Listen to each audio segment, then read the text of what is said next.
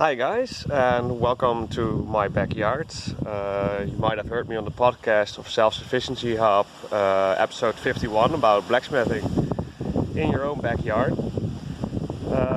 Right now I want to dive a little bit deeper in what we discussed during that episode, and I'm sorry if it's a bit windy, but it is finally a day of sun around here, so I really want to make this video, but else we would have to wait maybe weeks on end. So I'm just trying. If you have questions, just ask them below this post or whatever.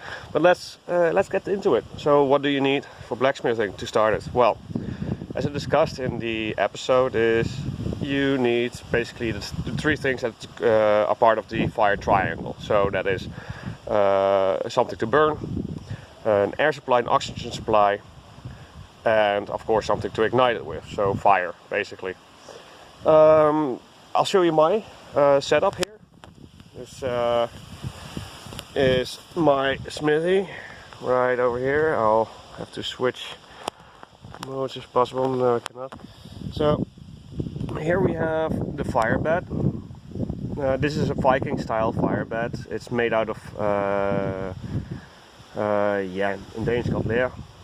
It's a sort of clay.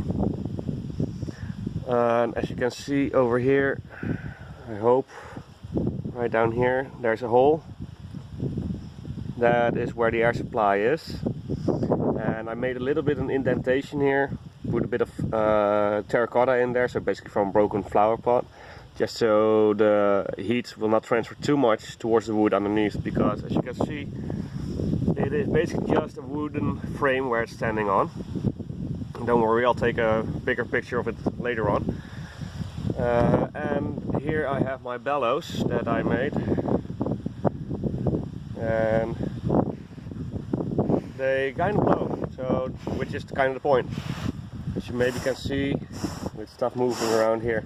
So these are the two main ingredients to get a fire going.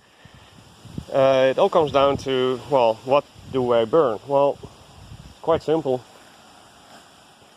I just use normal charcoal that you can buy in any shop that sells stuff for barbecuing or grilling. So in a bit I'll actually start the fire and show you how it works. Next, of course, is you need a hammer and an anvil, because well, else you have a nice fire going, can't really do much with a fire if you don't have anything to put in it or to work the metal with. So here we go to my little anvil. As you can see, I made it out of a train track, and I shaped it into this rough horn shape that is tipped and rounded off, so you can use that for making bends in metal without actually having to work on the hard straight edge over here. As you can see, I also made a rounded side on this one, because I also like that sometimes. This will work. Anything else made out of a thick piece of steel will basically work, as long as you have a flat surface, basically. That's all what comes down to. My hammer is this one. This one has been made by a blacksmith I know from Holland. Really good hammer. Did cost a bit, but you can basically use any type of hammer, even just a carpenter's hammer to start with. Really depends on the work that you want to do. So about materials, well, technically what I mostly use, and yeah, I'm sorry, the sun is a bit hard to film here around here. What I use is rest materials, because I work in construction.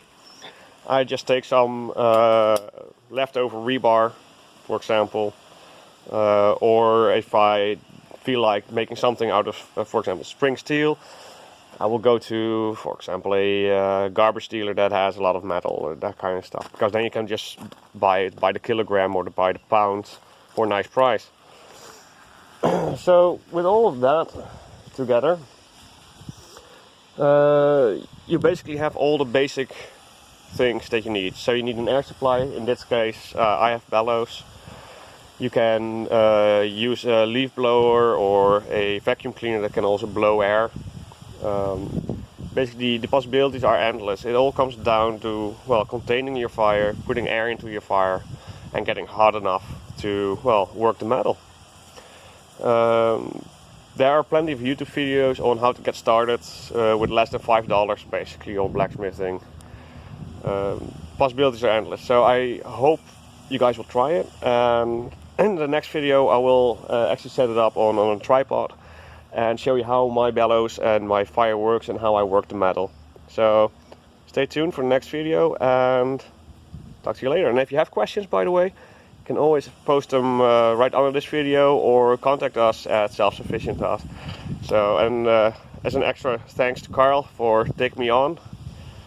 I'm happy to help. I love sharing my knowledge and ideas with all of you. So yeah, see you guys next time. Bye bye.